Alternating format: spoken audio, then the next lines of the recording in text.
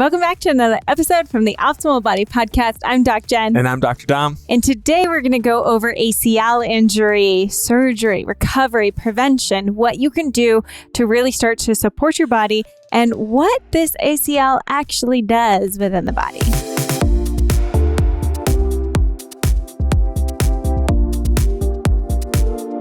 All right, diving in on another PT Pearl, and today we're talking about ACL injuries. So that's our anterior cruciate ligament. And this one's really popularized, especially in like professional sports, because it's that one big knee injury that we always hear about and stuff. Yeah, exactly. I think it gets dramatized a little bit, and we're going to talk about, what is popular in terms of what we do about it and what we know now and where the research hopefully is heading as well. When we talk about this ACL, we know that it's connecting the thigh bone to the shin bone in a really easy terminology. I mean, your femur to tibia, it's like one of those ligaments, ligament meaning that it's connecting bone to bone, not muscle to bone, right? So it's a ligament within the inside of your knee that's really helping to prevent that shin bone from moving forward.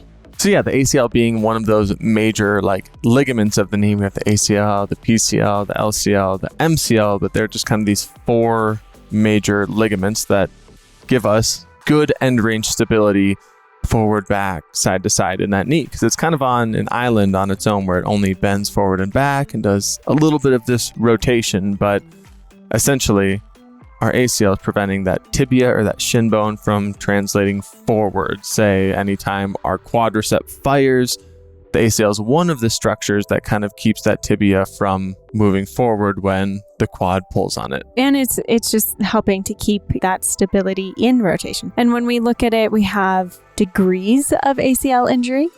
So we can have grade 1 sprain, which means it just got kind of slightly stretched. Maybe you're feeling some pain, but you didn't necessarily hear a pop.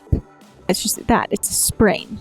And then we go to level 2 where it got a little more loose, a little more stretched, more like a partial tear. And then we go to grade 3 where that's where we see the full rupture of the ACL. We might see different things if we're immediately trying to test somebody's knee. So if you've ever had one of these happens or seen this happen, often you'll see an athletic trainer. I guess I'm thinking in the context of sports, because someone will go down on a court or on the field, an athletic trainer will run out there, or PT or whoever's on site, and they'll do this test called the Lockman test, which is kind of like the hallmark standard for testing, okay, is the ACL still doing its job?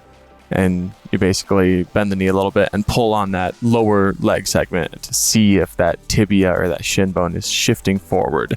There's also something called the anterior drawer test, which again, in a way, is just seeing if that leg is shifting forward. And that's also a great test for chronic instability of the ACL. The Lockman's a little more accurate in terms of us just being able to quickly test, but then obviously we have things like MRIs that really help to identify the grade and the degree to the ACL injury. All of a sudden you hear a loud pop, or you feel a really big popping sensation within the knee. You might feel severe pain. You might not be able to perform your activity. You might have a decreased range of motion, rapid swelling that is kind of happening in that area, or feeling like you're just unstable when you're trying to stand. And so those are all could be indications of a possible ACL injury.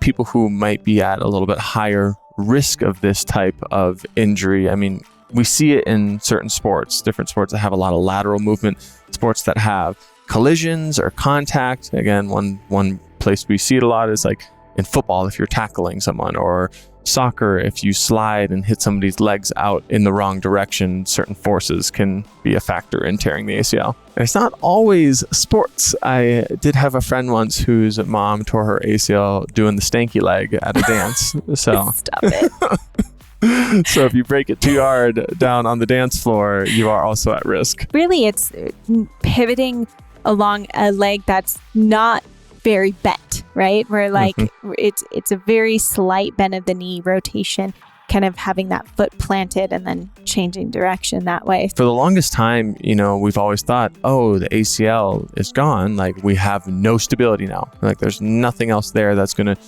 do this for us, but we're learning the more that we study these ACL injuries and look down the road at people who may have had an ACL reconstruction versus somebody who may not have had an ACL reconstruction, that there's different routes we can take with this. Especially in the US, our immediate is surgery. Well, if this structure is what held that stability within the knee, then we have to create a new structure within the knee that will maintain that. And we usually do that from tissue grafting, meaning that we're going to take a portion of a tendon from the hamstring or from the quad tendon and put it into the knee, and that becomes your new ACL. And then you have a whole reconstructive process and rehabilitation process from that. Whenever we disrupt tissue, whenever we have injury of muscles or tendons, or ligaments for that matter, we lose some of that joint sense. And so now if we've done a graft, like you're talking about, taking something from our hamstring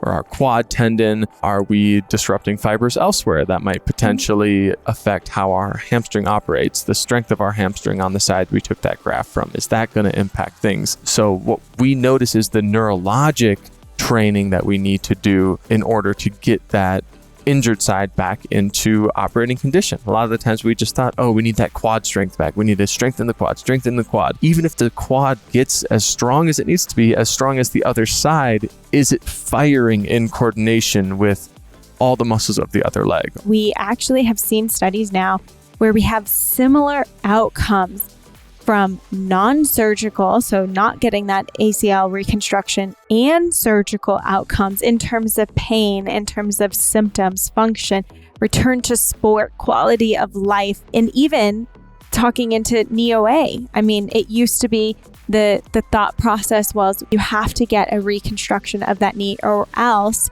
you're more likely to get knee OA down the line, where now we're having studies that are showing complete opposite of that. ACL is never there saying like, okay, I'm going to flex and provide you more stability. It is kind of just that end range joint stability. It's like the last guard. So why do we think that suddenly putting it back in there is going to be like, okay, that's now going to fix the stability issue at the knee? Like, we tore it in the first place for a reason, likely because all the other muscles about the knee weren't providing that good harmonious balance. So before even we go back and reconstruct the ACL, why don't we, like we're talking about, really work on the function and the neurologic firing and the motor patterning of all of these muscles about the knee? There's the mechanical component of stability, and then there's the functional component. And mechanically, say now we're talking about the knee again, mechanically, if the ACL is gone, we've lost that mechanical stability that the ACL provides. That doesn't mean functionally we can't get the knee functionally acting like it would when the ACL was there. We now have studies that also show that re-injury of the knee is actually more common in patients who've undergone reconstruction, about 24%, versus rehab alone is about 9%. Yeah, that's pretty wild. That is pretty wild. I know I've known people who are older who have chose not to get the ACL reconstruction and had no issues with it. Right. Again, not gone back to like compete competitively in sports, but definitely have been active in their lives or have gone back to different types of exercise. I know someone who, granted, not professional, however, very athletic cop, and he had ACL gone in both of his knees and continued to play football. Oh, wow. And those leagues sometimes, you know, as a cop, they're quite competitive, even though, you know, not professional or anything. But again, he was playing football on two knees that didn't have ACL. It might not be the only option. Reconstruction isn't the only option, and research continues to emerge forward saying, hey, there are other ways to train that knee to get back to whatever function it is you may want to. I mean, our goal as clinicians ourselves is to always make sure people know the risks, the benefits, and the alternatives of whatever it is we as clinicians are going to be recommending to them or consulting with them in. And sometimes I don't think that all clinicians or physicians do that. Yeah. They just know the one thing that we do to fix the issue.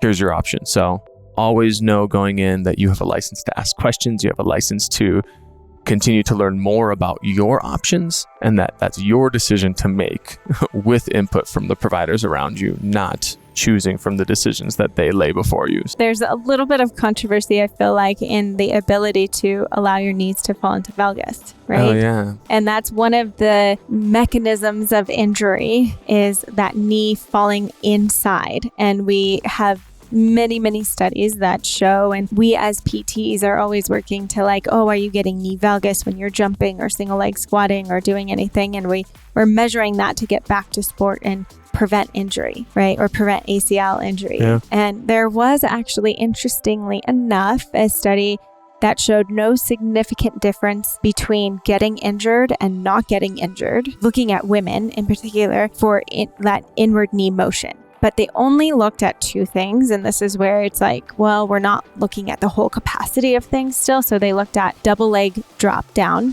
thinking you're on a higher surface with two legs, you drop down and you kind of rebound and land.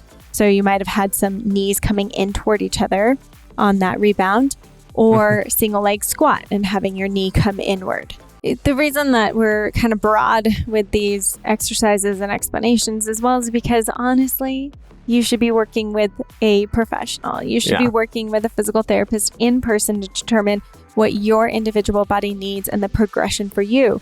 Again, whether you've had surgery or not. And hopefully if you are deciding to have surgery, you still have pre-physical therapy. Yeah.